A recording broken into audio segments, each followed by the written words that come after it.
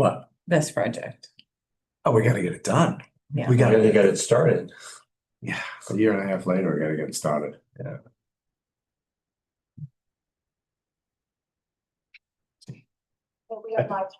Okay, is Jeff in? Because I don't see him. Anybody in? Oh, Jeff's there. Okay. Hey, Jeff. I'm here. Good morning. Morning. Hey, Jeff. Morning. Do we have anybody else? We don't have anybody else at the moment. We're Is there waiting. I anybody sent else the in the info out. other meeting? Did you get the email that I just sent?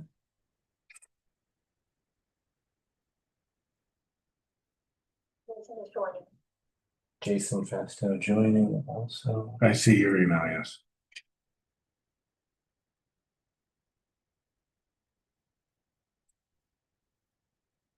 Oh, you didn't have a link. Yeah, there's no link. You just open Zoom and you enter in that info. Yeah. I'm gonna send the update on the invite too, just so people have it.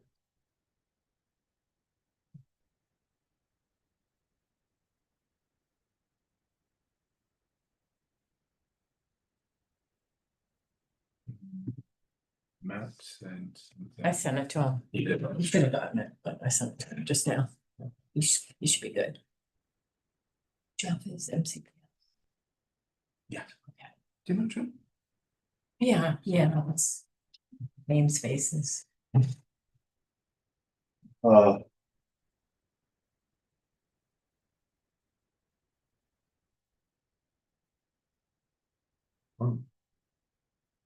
I saw Cecil County at a meeting last Friday. Yeah. And they had no warning about sports, Terry Hasseltine's departure.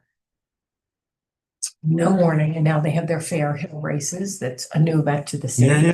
And they just kind of left them hanging. Never warned them, never told them. We have no idea what the financial. Yeah.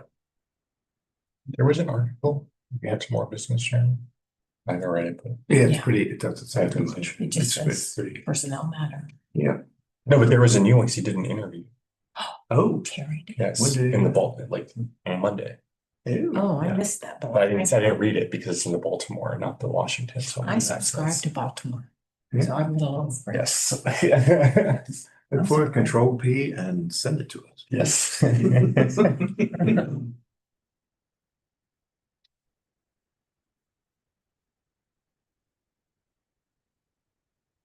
All right. Sorry, Jeff. Thanks for your patience. Oh, we got Tom, we got Matt, Jason. Excellent. All right, let's see here.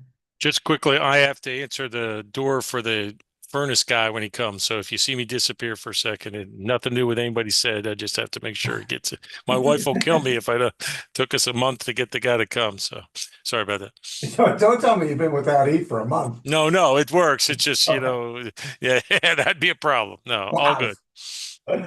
Yeah, I don't know if I'd still be married. All right, well, hey, we got enough to get started? I think so. Well, oh, wait, listen. I think I saw Darren decline the invite, so I don't know if we're expecting him.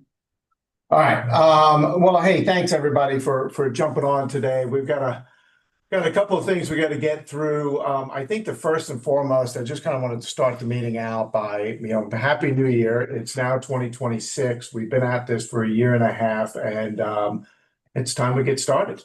I think is kind of the summary there. So the purpose today really was to kind of reset and kind of get a game plan here to getting us to the finish line. And I'm hoping within the next within this calendar year or by the end of this calendar year and really kind of wrap up our work. And I appreciate everybody's patience so far. The first topic today is kind of the big one. We've got to get this study going. And just to update everybody on where we are, I sent out the final study draft in my email this week. The study was finalized, the draft is together. I will say there was a couple questions raised to me and sent to me in regards to the study, which kind of really, most of the questions dealt with some of like the usage of the property and things of that nature and concerns around those items, which is kind of phase two.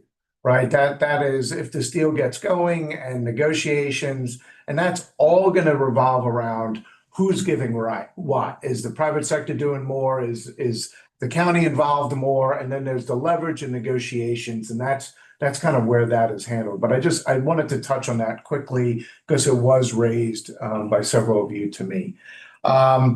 So we have a final study. We worked through everything and we started to move forward with the Stadium Authority and getting this project going. What we didn't realize, and I was not aware of, was the process that the Stadium Authority has to go through. And so where we sit today, I got some clarity from them this week. And basically, if we approve to go through with the Stadium Authority, go through the Stadium Authority for this study with Crossroads, which is the consultant. If we start now and work diligently to get everything going in their process, according to the Stadium Authority, the work will begin in June. And the Stadium Authority outlines that to be done by late, a briefing to the elected officials in January of 27, and then the release of the report in late January, early February. That is the timeline if we get going. I'm going to get into, this is the discussion part here. One of the challenges that we have, as we found out, is in order to get going, we owe them a letter by January 25th to meet their February meeting. We have to have the letter to them by January 25th. The challenge, the original letter was issued by council director over to the Stadium Authority. The Stadium Authority clarified that now has to be issued by the county executive. So there'll be a coordination with the county execs team to get that letter signed and over to the Stadium Authority to meet the January deadline. I will also add that the traditional time period for getting a letter approved by the county executive for signature is a 2-week time period. So even if we issued the letter today, there's a chance we're not going to make that 2-week time period to get him to sign and submit to the Stadium Authority. That is kind of just an outline of where we are with MSA. I have a full detail. Al was great. He gave me a full detailed calendar. We ran that calendar by county attorney's office and said, can you meet, if we get this signed, can you meet the deadlines that are in this? There's 30-day turnaround periods and so on. Bilal, they've indicated that should be pretty standard. No, I would Okay. say they provided a cursory review of the MOU that we've sent them. They think that it's generally acceptable to use that vehicle, but they probably want to think through amendments, and they haven't done a detailed review of it yet. So once there was a draft MOU submitted by MSA, yes, they're estimating a 30-day clock, but it would go into the workflow of OCA to review and suggest amendments, negotiate, and then get it signed. And our county procurement requires multiple signatures. So OCA and the CE would have to sign that MOU, which also adds time. So even though they're estimating a 30-day clock, there's no guarantee that we meet that 30-day clock with OCA unless we have someone within county executives or the county executive or the executive branch to sort of push them. And again, it's just an unknown deadline. I think 30 days could be reasonable. May not be much for them to tweak, but just within getting the review done, suggesting amendments and getting signatures, it's possible that it takes longer than 30 days. Okay.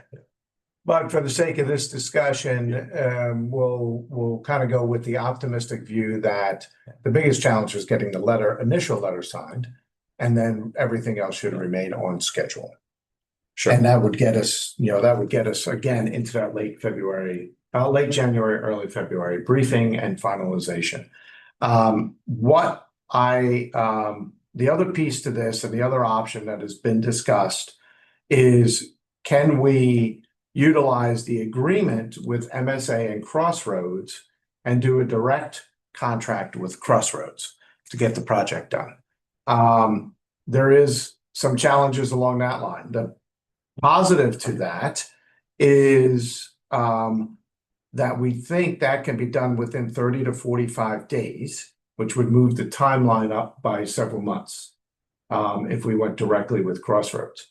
However, there are still some unknowns in regards to that. Number one, that's an assumption that that with the Stadium Authority having a contract, the county can piggyback on that state contract. That should be. We are like, I think the lawyer's like 90% sure that is like that. So we have an existing contract with MSA Yes. and we would piggyback on to that existing contract. Yes. Between the Yeah. county and. But in addition, we also think we can just directly sole source with them because they are the only contractor MSA has to do this work. So we can make the case that actually this is a special circumstance where they're the only people that can provide it within our stipulated timeline. So we actually have two vehicles to go directly with them, and both of those could be executed within 30 to 45 days, we think. Okay, so the issues on this one, Tom, if I could just finish this thought and then I'll get to you. So the issue then on this is this way. Number one, we have a question as to whether Crossroads would even accept the agreement and enter into the agreement. We need clarity on that. I have a call to Ms. Susan, but that, for clarification on that. Number two, and the big one here is MSA does a lot of work in the background in managing the agreement, coordinating with all the stakeholders, managing a lot of the data and providing a lot of the information. So the question then, if we go that way, is how do we handle that work? So those are the two kind of items that we need to make a decision here in how to move forward. One is a more expedited timeline, but we have some gaps in who's going to handle the work and some of the expertise that MSA brings to it versus the process of going with MSA. So Tom, I believe you had a couple comments and we'll keep the conversation going, but I'll turn it to you for a comment. Well, I apologize for interrupting. I was just trying to clarify, but I do have a stronger comment. But the clarification is, does Al Tyler, is he the guy when we met him in that conversation and he was sort of running the relationship with Susan, I think her name was? That's Susan Seeger, yes. Yeah, so just to be clear, Susan is Crossroads and Al Tyler is MSA? That is correct, Tom. And yes. so if we took out MSA, we lose Al Tyler. Is that correct? Okay. So Al, just to clarify on that, I asked that question of Al. Al has been great, by the way, just so everybody knows. He's been great on giving the process and the timeline and clarifying a lot of things.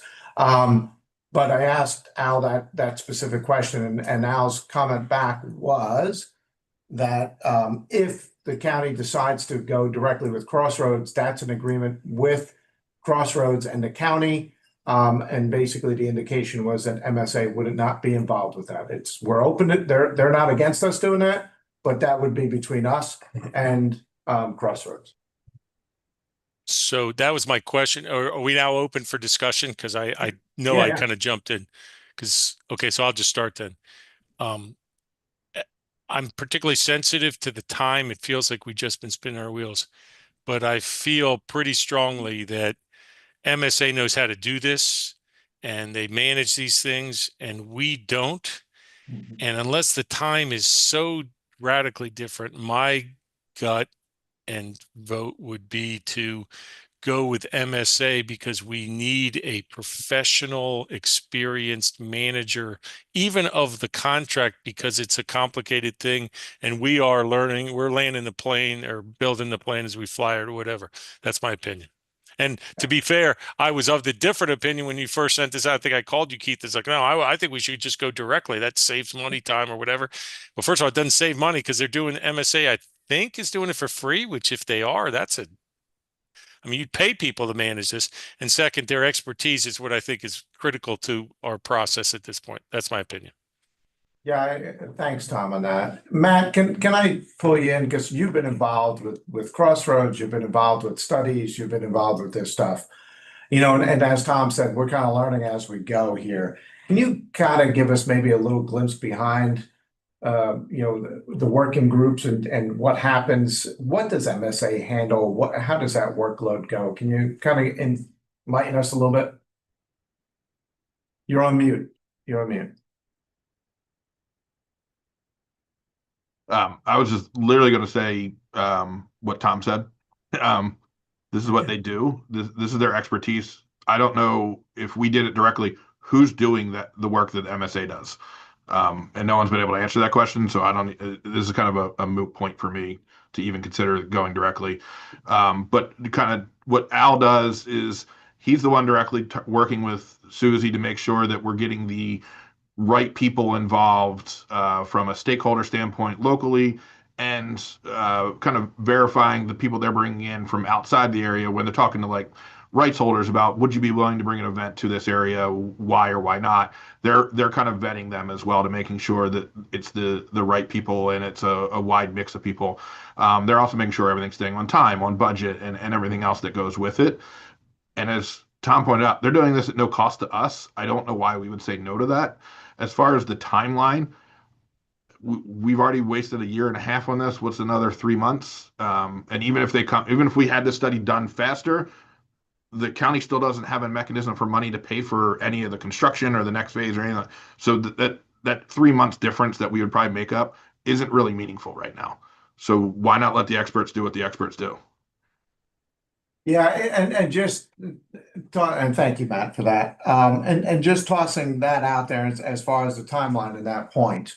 I think in the Crossroads, if you kind of minus out the 3 months, Crossroads probably gets us to a final report. I'll call it in the November to December time period, and when we're delivering that versus if we go with the Stadium Authority, even if we miss this month, right, and get the next month to get started in July, you're looking at a briefing in February to March. And just Yeah, to throw one more piece in it, even if we wanted to go directly to Crossroads, there's no guarantee they would get us in their schedule before June anyway. They may have other projects beforehand. so yeah, that's a good point. Are we taking a vote? I'm ready. Any other comments? I mean, I want to throw it out there. I mean, this is a big one. Timing is a big piece of this, as we all know, and we got to deliver a product. Second part of this conversation is getting all the other pieces going that we've got to get going, and to get a timeline. So I'll open it up to the floor. Any other comments in regards to this? I just think you have to have a strong justification for the council members that want to ask about timeline. And I mean, I think the case is there, but you just have to convince them. And if, you know, I don't know if you just want to confirm after this meeting that they accept that approach, because in the timeline and they had any sense of, you know, getting it sooner. Yeah, but I'm sure they'll understand because, you know, task force is weighed in, but Right. it's worth pointing out because that's, I think, the the office's concern anyway, was just making sure the council members understand why a study has been delayed or why it's taking longer than we've anticipated and all that stuff. So Is that every council member on econ or just? I think it's primarily the chairs of econ and ENC. So Okay. council member or council president and council member Jawando. Yeah. We can, I've got a request and okay. So that's fine. Any other comments in regards to that? I think the justification below there, as far as what I'm hearing, is the expertise in managing this and who is going to manage the contract and who is going to provide the expertise and people to speak to and the stakeholders involved. Matt, anything else I can add on that? No, I think that covers it. That covers it. So that's the piece there. Okay. Any other comments? Jeff, Jason, Susan? No? Okay. All right. Take it to action. Do we have quorum, don't we? I'm trying to, yeah, we do. Okay, we have to quorum. I wanted to make sure of that before we vote. Okay, so a vote is to move forward. Action is, do we, I guess from what I hear from the group so far, I'll present it this way. A motion to move forward with MSA to provide the study, to partner with MSA to complete the study. Do I have a second? Or, yep, all in favor? Aye, Aye. everybody. Okay, that's unanimous. Okay.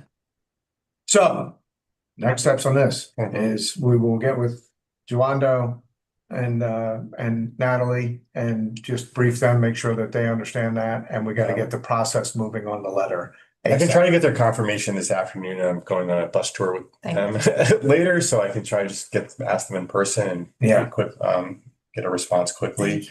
Yeah, sure. And then we do have to initiate conversations with CEX. I think the point of contact would be Ken Hartman Espada. Yes. So that, yeah, he can get moving over there and they may have questions and whatever, but he would be the one. So to that point, I did see in reviewing, basically the resolution forming us. And one of the pieces on there was a member of CEX being with us. Yeah, I think, Was it really? Yes. The resolution had somebody, Yes. a representative? Well, it's just had a representative from CEX. Oh, is it CEX specifically or county government? Because I thought it was- technically that would I be thought it was you and then, rec. let me see here. that could be, yeah.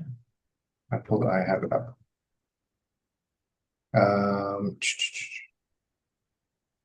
An executive branch staff designate. Yeah, that's Department of Recreation. Thanks, Jason. Jason. So you're on board? You're speaking on behalf of the exec? Serve at the pleasure of, so happy to. Okay. All right, so that's where that is. Okay, perfect. Okay, we will. Can I raise a question? Bilal's discussion of this, just got to let them know. It does feel to me like it's really important that we don't do it. We got to really make sure that they understand that this is really the beginning of the whole thing in some Right. significant way. And however way we project it, hey, you didn't give us any money to do a consultant. We did it. We tried something and we did a step. However, we should be like, this is the real start. We put a lot of effort in, but let's not act like this has been going on for 2 years when we've been doing different kind of work. This is the real work that we had to get to. And I hope, especially because there's an election coming in, whatever the appropriate way, and Keith, this is, I suspect, is probably your mandate, to make sure that we have the support, because this is going to cross over in terms of the political changeover that's inevitable in the next year. Yes. I agree, Tom, and yeah, absolutely. And that kind of gets down to the timeline. If you're looking at, October to December is kind of that final election period versus are you giving the report in January, February, or March to them after everybody's settled in and you got the new council in place and so on and so forth, so I think that's probably a piece of it, Tom, and we'll talk about it. But you're absolutely right. I mean, whatever happened between now and the past when we got started, this is the start.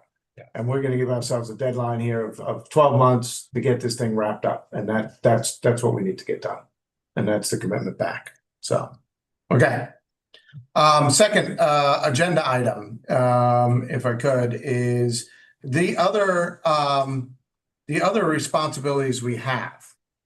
So according to the other tasks that have been assigned to us is workforce development, marketing to outside. I broke it down in 3 groups: workforce development, marketing to outside groups, and facility vendor coordination. So that facility vendor coordination fell under marketing in the way the task force wrote it up, but I kind of broke it out. I don't know if that's 2 sub pieces, but I think it's important for us here today, if we're going to get this thing going, it's how are we going to attack those other 3? Because regardless of the study and the timeline to get that going, we should be working on these other 3 tasks. And we should be getting those finalized so that we have that in a bow, tied up, ready to go by the end of the calendar year. We put the study on top of it and we complete our report and go in.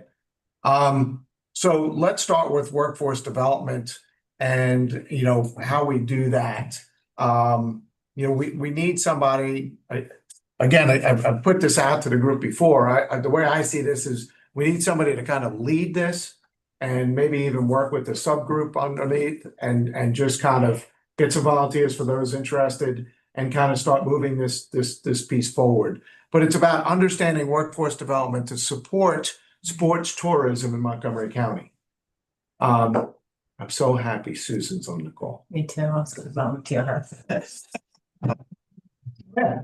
Susan, I've got to throw this one and start the discussion with you because look, the college does so much work in this area and probably already has some information. I don't know if the college has anything related to sports tourism in this specific field or not. Can you give us maybe some insight into that and how we could potentially go about this? I'm trying to dig back into my brain and remember, because we talked about this a lot at the outset, Yes. and I'm trying to remember where we landed. I know that, we have access to Lightcast data, so we could run some reports about workforce issues. I think we have to come to agreement on what is sports tourism so that we can be and what kind of jobs we're talking about. I know when our friends from recreation were at the table, they lamented strongly about filling their jobs and their positions and their careers. I don't recall from that conversation getting a good handle on the kind of positions they were looking at. I think I recall having a conversation about the variety of programs that are offered at 2-year and 4-year schools across the region that tap into that. But I think for us, I think we're going to need to sort of talk a little bit more about what we think that workforce looks like, right? And it could be everything from field maintenance and groundskeepers to folks who the administrative staff that works at like the soccerplex. So that might be, people with sports experience and expertise and knowing how to book and manage tournaments to just plain event skills, right? And the things that go along with that. So I think we need to sort of think through that, right? And I remember going through the college's programs and sort of sorting and sifting through some of that, because some of it's simply business degrees and management degrees of that kind. And then certainly the schools across Maryland anyway offer varieties of recreation and sports types degrees, right? Sports management. Right. That's what I was thinking of, like sports management. Is there a sports, did you say that? Here, Susan, Jan Anderson will be a big help on what's offered in the hospitality program. I think there is an event management program, but yeah. I mean, the other thing too to think about, just trying to shake my brain loose on this. My daughter's an athletic trainer. If you're going to run a sports facility of significance, you're going to need people like that on the ground, right? MCPS now, and if they're on the call, they can speak to this better than I can. I mean, I know when my oldest played for MCPS teams, there weren't a lot of ATs around. Now they're everywhere, right?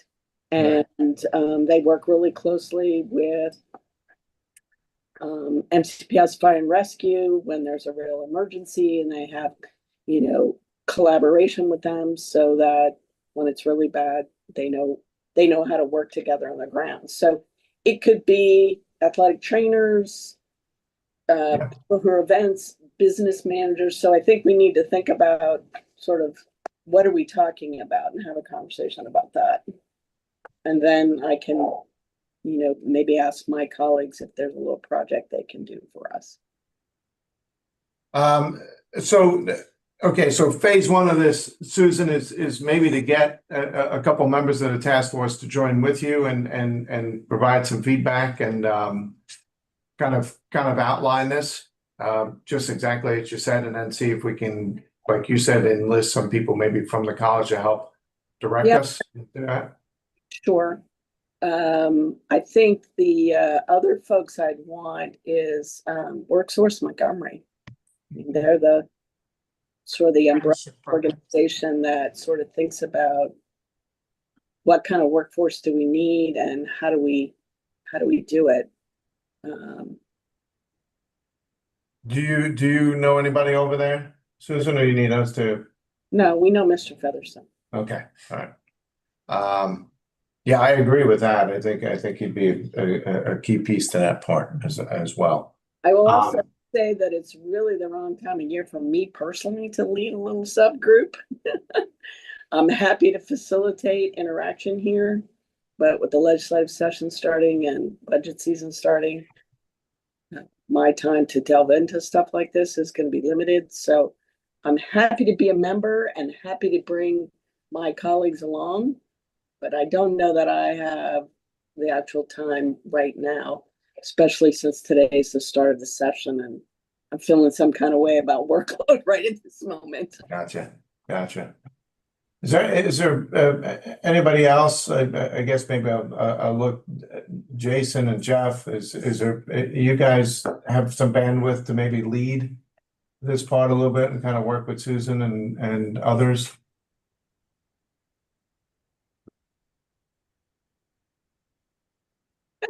I'm not We're all sure. feeling some kind of way about this time of year.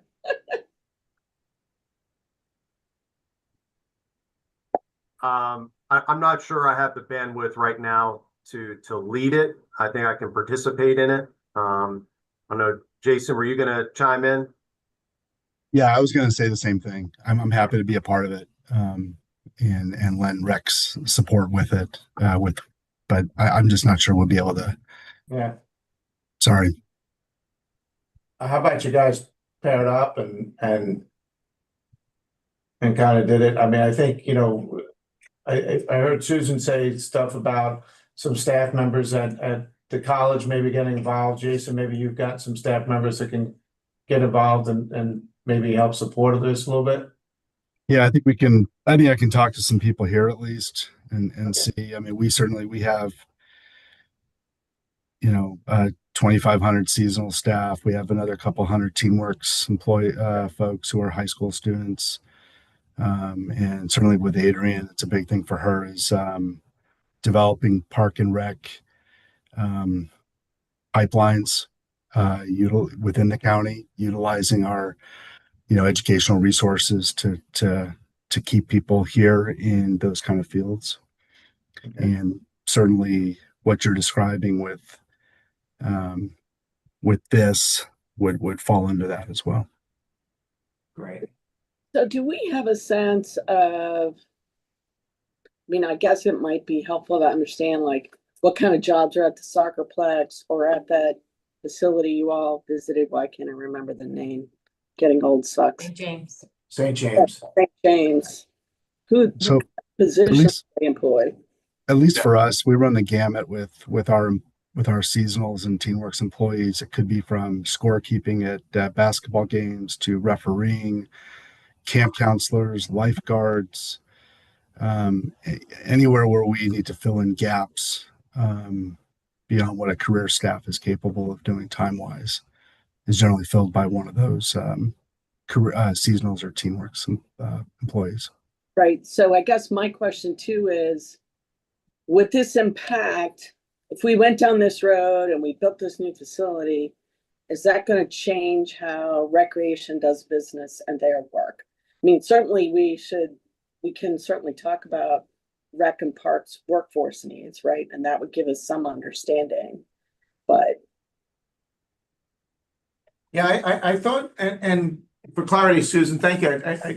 I think, and my understanding was that we would make recommendations not specific to the facility we're developing, but more in line of sports tourism and what kind of, maybe even, and this is up for discussion, is maybe even kind of including in the report, maybe what we present in the report is just what programs are out there. Yeah. And if there's any Inventory. gaps. Yeah. Maybe, you know what I mean? Maybe it's the programs that are out there and if there are any gaps. And the gaps would be identified, I think, somebody from the college could probably pretty easily identify all the programs that are out there. And then I think, others on the call here could identify where you're having the hardest time filling positions, right? Rec, I would imagine, is probably got the largest workforce. But I imagine Matt feels that pain as well, and as well as Jeff. So, Yeah. I was gonna chime in. Sorry, Susan, go ahead. I was just going to pose the question. So we certainly need to think about positions that would be necessary at a facility. But I think what I heard you say was, broadening that because we want more tournaments here. We want more sports activities here broadly defined, not just at any facility, but across. I'm sure there'll be. And to that extent, then maybe that does have an impact on the number of staff at recs and parks, and what kind of staff are they? And then what kind of credentials do they need? Is that what I'm hearing? Yeah, I mean, I'll chime in here, and Yeah. I think what the council's looking for from a workforce development is not a reality. I think they're looking for this like big thing where we're going to have a bunch of jobs that we're going to call sports tourism, and they're related to events, and that's just not really what this is. I mean, we're in the same boat as Jason. We have a lot of seasonal employees that there's no real workforce development. It's a bunch of high school and college kids that we're going to train as they come in. That's the majority of our staffing here. I have 10 full-time staff in the office. I don't need them to have a sports management background. In fact, I dislike half the sports management programs in the country. I don't think they teach the professional and college athletics, and they don't teach to what this is. I think, Susan, you did hit on some topics. Sports turf management, there's a dearth of programs that teach that, and I think that will help parks and recreation to some extent. Athletic trainers, there is a huge disparity of what we need versus what's available. And then now that since like schools, they require to have athletic trainers now, that takes them out of our inventory to use for And my daughter's available for work, so just put it out there. Please send me her information. We'll take her. Athletic trainers one. Referees is a huge one. That's every sport across the board. But that's not really a full-time job. There are people that make it a full-time job, but that's not really workforce development there. The biggest one that would support sports tourism is actually hospitality, and like leaning on that existing program we have in the high schools and maybe extending that a little further, through the community college is really what would impact sports tourism. It's making sure the hotels are staffed with quality people, making sure restaurants are staffed with quality people, the other attractions are staffed with quality people. Building an indoor facility, it's going to give you probably 10 to 20 full-time staff, Yeah. depending on the size. But I think the council's a little off if they think this is going to create thousands of jobs from a workforce development standpoint. Well, yeah, I agree, Matt, and I'm not sure that's the intention here. I think let's get it from our standpoint. I think it's that whole inventory. Here's the programs, the educational programs that are available. Here are the positions, and these are the ones that are most in need. And maybe the conclusion, I'm not saying this to get to the end right away, but maybe the conclusion is there are enough programs, and it's supported. It's the infrastructure is there. We don't need anything, because I think a lot along those lines. I know when I've had conversations with the college and even workforce development, about our needs and the golf courses and stuff of that nature. To your point, Matt, there was not enough there, right? There wasn't enough jobs there to be created that could support it and justify a program, and they exist, and so maybe that ultimately is the conclusion. I'm not trying to get to an end line there and assume things, but maybe that is, or maybe there's a gap in something that is not offered. There's not a program for this that might be worthwhile. But I statement for any institution to stand up programs, there have to be enough students to attend, right? I mean, the college can create unique programs, could partner with parks or partner with rec and create a program just for them. That's a different conversation, and do some contract training and do it once a year, every other year as the workflow needs. But for a long-term standing program, you have to have enough mass of people needing to join that workforce to, do what you need to do. Like athletic training would not be, that's a master degree program now, but to come through the community college to start, right? You would go through maybe our PTA program or other sports programs that we have to get your foundation and then move on. But that still requires a lot of labs. I mean, our physical therapy unit down at Tacoma has every bell and whistle you need. That's a lot of lab and expensive equipment, just like our nursing program. So you're not going to invest in programs like that unless you're gonna have a critical mass of students coming through, so. Which you all know that that's basic business. I guess I don't really need to tell you that, but. Yeah, I mean, from a educational standpoint, tying the community college in, the sports turf management, kind of expanding the horticultural program that's out there to cover some of those topics would make sense. And the hospitality, I know a lot of times it's focused more on the restaurant event side of the world, like adding in some electives on the sports side may be helpful as well. Those are the two things. But like the ATC, you're correct. Like that's a master's degree program, like, and there's no university in the county, so I'm not sure where we work that. And the referee, that's partnering with the individual governing bodies to say, go to MSYSA and say, the county wants to help you get more referees. How can we help you? Doing something like that, but it's not like a full workforce development program by any stretch of the imagination. But I think on the athletic trainer side, you could look at the programs that MC offers that could be foundational. And we could see what Shady Grove offers. They do have a nursing program over there, so they may have the capacity to do that. And meaning, they have the labs and things like that would be useful. And there are plenty of sports teams for them to get their clinicals done, right? There's the capacity there. And then we just need to figure out who offers the master's degree in Maryland, right? Right. But that could be a really fruitful line because we need them desperately, and it's a good career pathway. Some people go on and get their PhD in physical therapy. So there's a stair stepping that people could do. So anyway, I guess the three of us will muddle along, and I'll see if I've got some colleagues. And Kelly, you may want to join us now that we've talked more about hospitality and thinking about, how we wrangle in some kind of sports piece to that.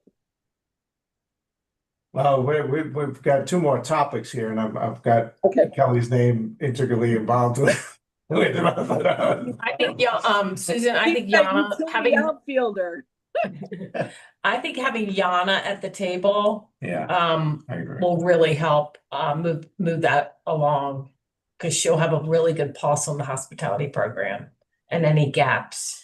Right. Or an expansion of her existing topics or courses. Oh, Well, like Matt said, maybe it's just a matter of adding a couple sports Mhm. themed Yeah. classes to her program that could help, give some people some background of it, Right. that would satisfy the need. Okay. Good on that for now, and if you guys could, kind of like you said, Susan, kind of maybe get together and kind of just start framing this out a little bit. Again, remember our timeline on this, as with the report, I think is we want to get everything wrapped up by November, December in what we're going to put into the report. I think this could be separately bowed and wrapped up together as a piece that can just be incorporated in the report. Mhm. so So, you're saying we have till November? yeah. Oh, okay. Yeah, because the study, based on what we outlined today, the study isn't even going to start until June, All right? Yeah. So, we've got time, but what I'm saying is I'd rather not wait until September to try and get this thing wrapped up. I'd rather, we need to get going on it now in a couple of conversations and just kind of keep plugging along here to make sure we get to the end. Sure, but that, I think, at least for me, I can't speak from the other folks, but, with the legislature bearing down now on my back, that if we're talking November, December, I can breathe a little easier. Yeah. I can weave this into the workload and a little easier if that's the timeline we're talking about. Yes. And Yeah, close that- to September, I get it. Yes, I hear that, but that all, if we're not talking about May. No. This will get us through. And that's the point again, is as Tom said earlier, it's kind of, this is the reset. Let's get going and let's move on that. If I could, let's move to the next line item, which is marketing to outside groups. Kelly. Yeah. So, I want to talk about the third one though, also, Okay, so that I'm not overextending myself. yeah, Matt has really been great about being our sports marketing person. So our staff, we have 2 business development reps on our staff who have to work in the group travel space, the meetings and convention space, the event space. So Matt is really on the road for us, representing not just the soccer complex, but also the county as a whole. But how great would it be if we had one full-time person to work with Matt and I, and that was all they did? If this means developing kind of a profile of what that would look like, and where it would sit, I'm happy to work on that piece with Matt, like, you know, what we can do to get a broader reach to bring more events to the county. Well, I think, and I just to make sure we're on the same page here. I think, you know, when I see this, I think a recommendation as to kind of like how we would program this, how we would market this, but also, and I heard you guys talk about this before, is there an incentive piece that the county puts together to try and attract events? You know, I know I think there's a small pot of money that the state puts aside. Is it worth it? I'm not saying it is or isn't, but I'm saying that I think things like that need to be part of the conversation too, to make recommendations to the council and to say this, to your point, this is how we market outside, but these are also the things that we need to do to kind of incentivize groups to come. I don't know the answer to that, Matt. I think that's more your world and understanding as the tournaments are coming in and stuff of that nature. And, you know, Jeff, you probably have some feedback in on that, and even Jason, but you know, it's does that make sense, or I guess I'm kind of just throwing that out. Yeah, I mean, I'll just give away the 30,000 view of the ecosystem. Yeah. So kind of the way this works for the most part is there's a set of trade shows that happen throughout the year. There's probably about 4 or 5 big ones. I show up to them and say, and it's basically speed dating. We meet with event operators for like 10-minute appointments, and I say, this is my facility, this is what I have available to you, these are the dates I have available, and they say, yeah, that works, and we meet and try and make it work. Keith is talking about the incentive side, that's where it gets competitive. And I will tell you, I lost an event this past year, a 5-day tournament from MLS, because the state provided them about $70,000 in incentives to bring that event here. And Texas said, I'll give you $150,000 to bring it to Texas. So they moved to Texas. That's a true story. Now that's a 5-day event that had something around, I think Kelly was like 8,000 hotel room nights. And that's just room nights. Not the other spending. It's 256 teams and 250 of them are from another state. So the incentive makes sense to bring those events here. The pool of money that Keith is talking about from the state, it's $1 million plus some change depending on lottery intake for the year. But that gets spread across the whole state. The maximum grant is $75,000. The average grant's like $5,000, and it's all based on room nights and media coverage and a couple other things. I will tell you that grant is potentially on the chopping block in this current fiscal year with the way the state budget's going. There's also a $10 million major event fund, which is more for like World Cup, things like that. That's also on the chopping block. So that state money might not always be there. Matt, So can I interrupt? That Yeah. $10 million major event fund, does that fall under the Stadium Authority or the Department of Commerce? Stadium Authority. Oh, And it's 1 million, is it? no, there's 2, he said. There's 2 grant programs. There's a $1 million youth and amateur grant, which is what things that come in the soccerplex really, and then the major event fund. So Like it's the not just BMW Classic? Yes. BMW Classic. The Ocean's Calling event in Ocean Yeah. City gets funding out of that. Preakness gets funding out of that. 5-Star, the Cycling Classic, like major events that are bringing international audiences, TV, things like that. So those events or those grant funds are potentially on the chopping block given the state's financial position. If we lose that, we will lose events. I can guarantee it. Because I would say the majority of my events that occur out here are getting some type of funding from the state. So I think there's, you know, I think again, it's as far as part of this is if we are going to make that recommendation as part of the report, I think we've got to provide the justification to how that will be handled, you know, so that the council is saying, okay, that's worth the money, right? Are we, if Matt and I work on this together, is our approach just the assumption of who we are today as a county, or are we gonna have a number 2 paragraph that talks about if we had a sports facility, like we would ramp it from here to here? Yeah, I think it needs to, yes, I think it So we definitely should needs make to an assumption consider about that. Yeah. today versus Yeah, adding in a sports facility. yeah.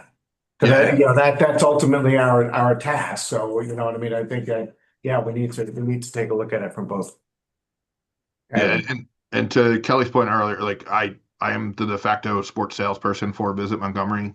So when I go to the trade show, I'm not just selling the Soccerplex. I brought stuff back to the swim center in Germantown. I think I sent Keith things about golf before. Yes, yeah. You know, I'm trying to do things just for the county as a whole, not just the Soccerplex, because they don't have a salesperson. So it just makes it easier if I can speak the language, but I can't always be there, and I only go to 2 trade shows out of the big 5. So there are some gaps there that we're not represented. Got it. Matt, will you work with that, with me on that? Yeah. Okay. I can We'll probably put draft you- it and have it to you tomorrow. We have time at least. Yes. Okay. Can I ask a kind of a tactical question of Sure. all you guys? First of all, I'm struck by how the clarity with which Matt indicates the incentives are a deal maker. I've been around this a long time. I didn't realize it was that cold cut, and but now we know. Second, sorry to interrupt. I lived on that world, so I was on the event side for 20 years before I took over the Soccerplex. So I knew what people were offering money wise where I went. I will tell you, once you cross the Potomac River and go south, the money goes up. yeah. So we're competing against cities like Richmond, where my $10,000 grant from the state is a $50,000 grant from Richmond. So the further south you go, the more money you go. We get. And I've been to the same trade shows that Matt's been for years, and you go walk through, and it's speed dating, and they've all got, this is a beautiful picture of the fields, and this is a wonderful place to go. So they never have, we're going to give you $100,000 on the back of the booth, but even though that's seemingly just as important as anything else, which is interesting. But my point is more to suggest that not so much now, but if I were sitting on say the council or the state or the bank, or I'd be like, okay, you're going to build this big facility. What is the commitment then? If incentives are so big, where is there some sort of funding source to make this, if this is a critical element? Now, I'm not saying we should deal with it at all, but it should but we should acknowledge that if we're going to build the big thing, but then there won't be any money, and according to our best professional understanding, you can't compete. That doesn't really make sense. So it has to be incorporated at a relatively important stage to say this comes together. You invest in the facility, you may not invest in may or may not in the workforce, but you've got to make sure that you put something, a funding mechanism for incentives to make this work. And in Maryland, as with any other state that's got horse racing, this has been a massive issue. If you don't have purses, you can't attract people. People literally move from one to the other. New Jersey's about to lose its racetrack, Monmouth, which is one of the historic tracks in the country, because Pennsylvania decided to put a lot of money into purses. So the point is, let's just make sure that we're not building something and then we didn't think about something that was pretty central to the basic concept of sports tourism. And again, not to do today, but let's not forget about it at some point either. And it's the political reality of, we should be creating, and we don't want to have to beg for it every time. If you have a system, we have to have some sort of, like everybody wants, a funding mechanism. So if we could somehow divert an ongoing thing, that would be the ideal, versus every year you got to go beg money. And then how do you plan for that and attract long-term relationship with big events, which is what you want. You want people to set their stake in the ground, come here every year, know this is their place, commit to this, et cetera, et cetera.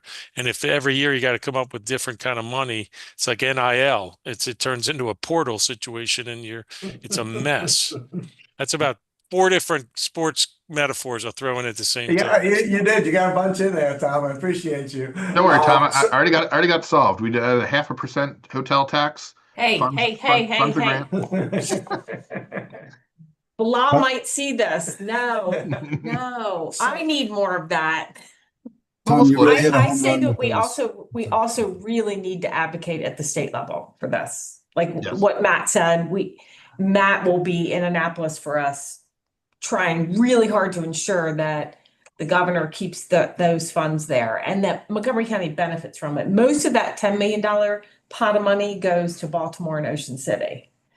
And so we want to keep that fund, but we just want to advocate that regardless of the turmoil there, that they set that funding aside.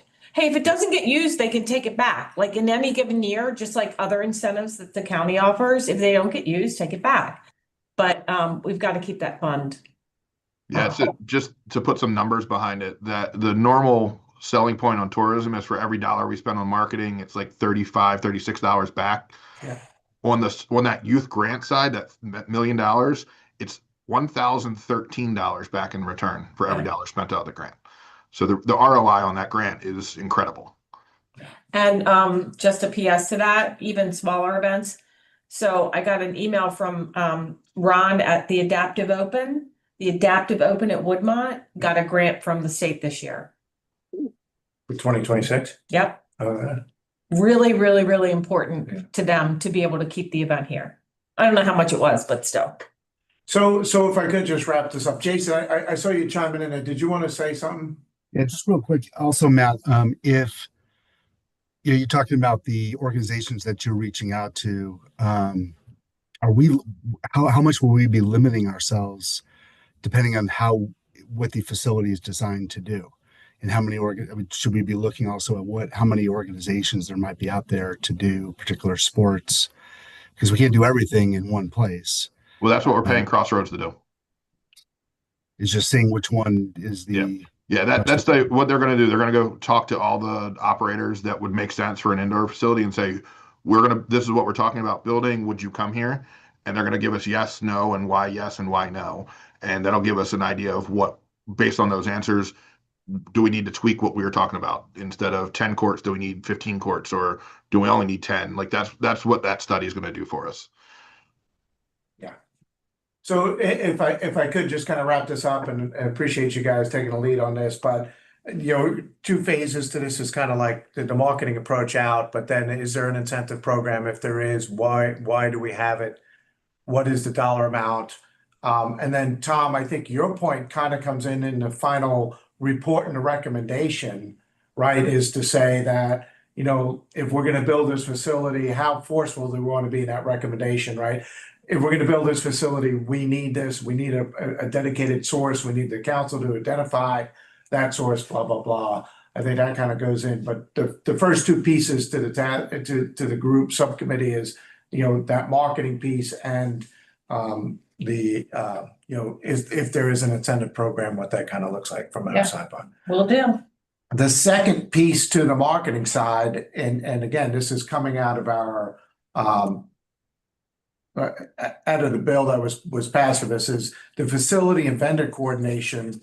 This is like kind of an inventory of needs, best practices, data sharing. I think Parks probably would say Parks and Rec went through this probably 10, 15 years ago. It was really split, and you guys went through this unification of saying, here's the facilities that are available. I think it's kind of designing out like that inventory of what is in the county.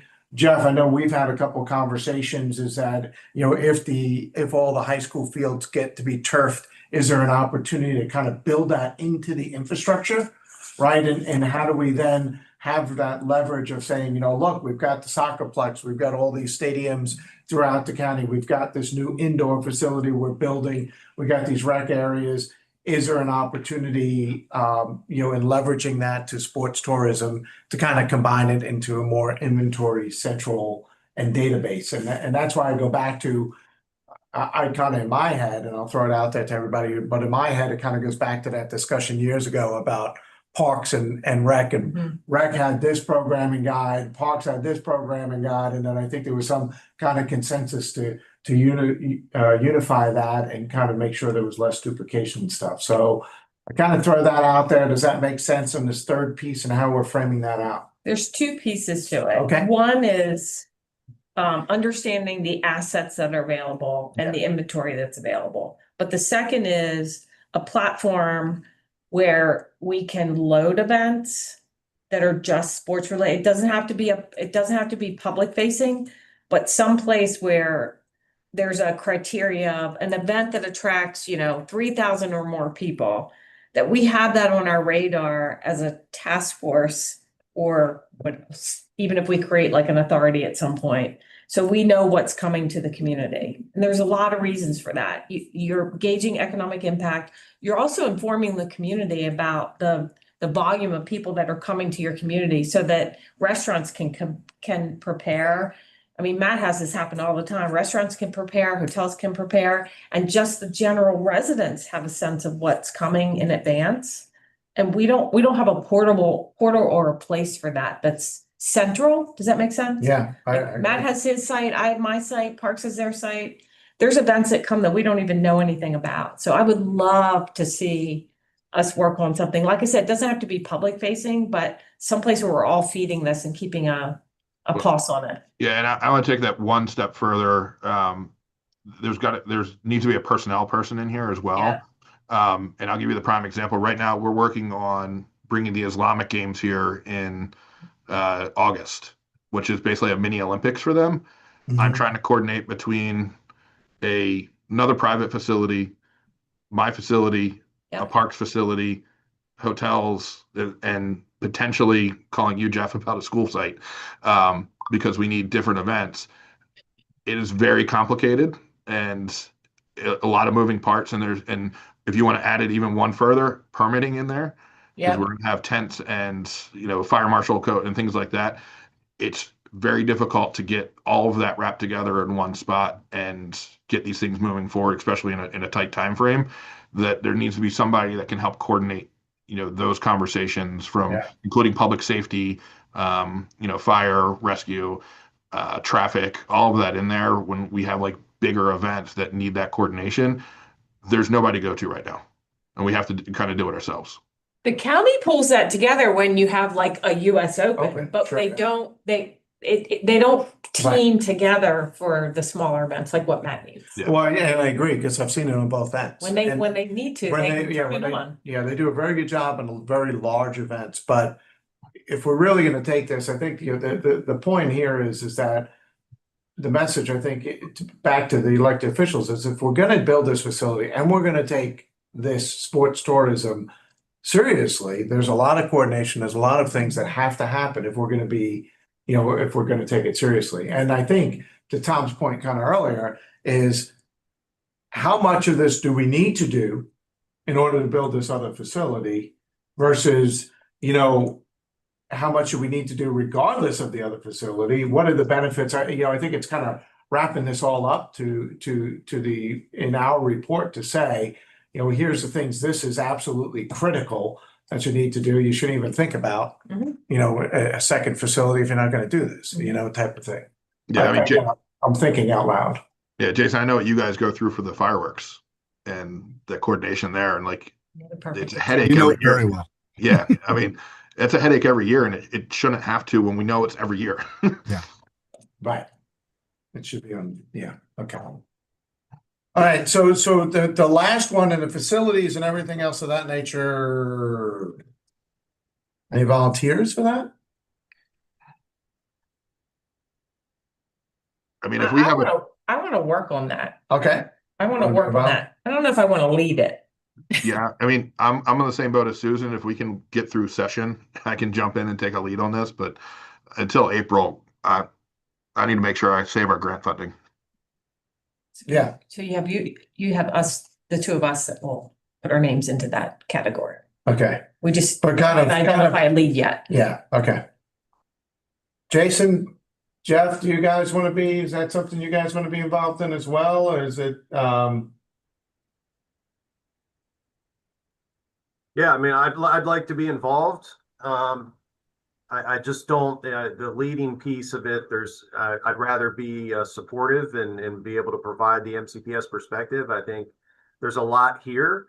I'm glad the artificial turf came up as a potential there. And I think it's something, with the CIP right now, we're looking at in terms of getting that in with the lighted fields, with the high school campuses, the seating and other things, and the ability to track larger events.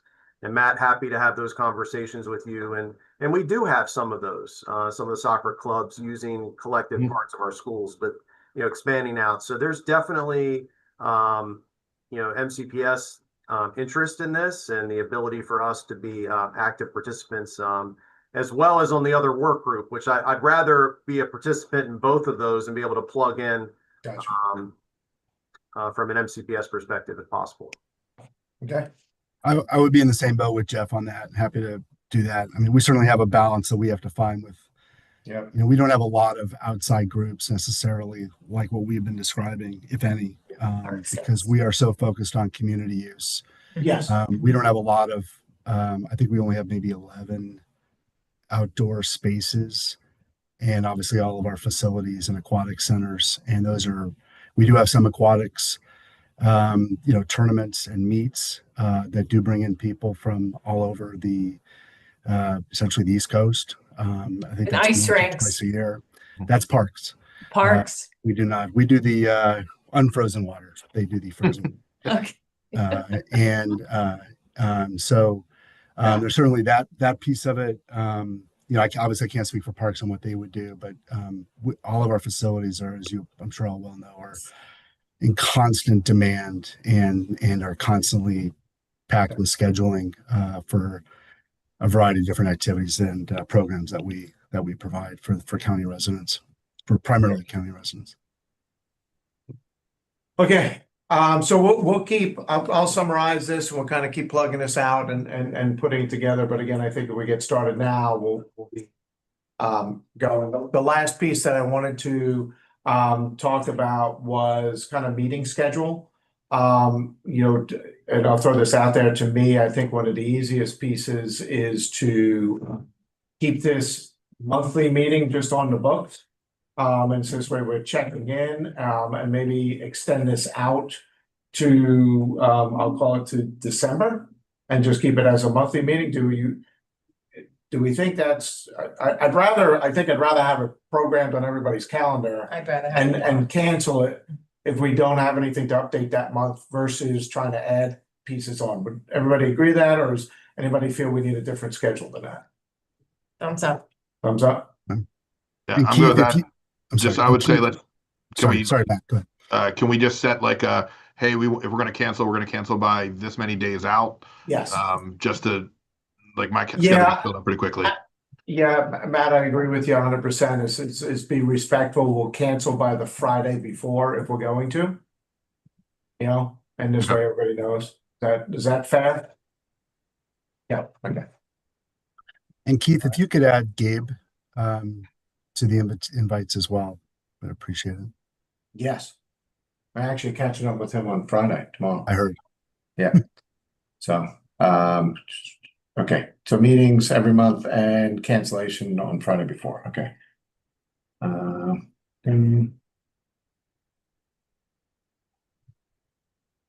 Okay. All right. I don't have anything else. Does anybody else? And just again, I'll just recap by saying this. You know, the study is the primary piece. Thanks everybody for feedback and thoughts on that. I'll get working, you know, with everybody here and trying to get this letter over to see if we can make the February meeting. My guess is going to be the process, and having gone through this before and trying to get the CE signature on something, it is pretty much a 2-week turnaround, which puts us beyond. Now, the other question is whether Al might accept it later. I don't know. I'll try and coordinate on both sides and see if we can prioritize this. If not, we're going to be 1 month later. That's just the way it works. So, okay. Any other questions on that?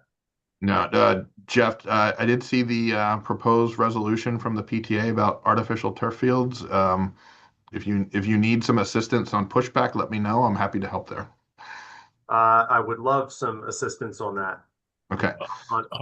Also, Jeff, can you call me on that least favorite, take up most of my time subject? Got many things working and I need to talk to you as soon as possible, but at your convenience. You got a busy schedule. I don't have as busy. So if you call me whenever, lots going on in that area that I would love to catch up with you on, please. Sounds good. All right. Thanks, everybody. Appreciate your time today. Happy New Year, and we'll talk to you next month. Yep. Thanks. See you, everybody.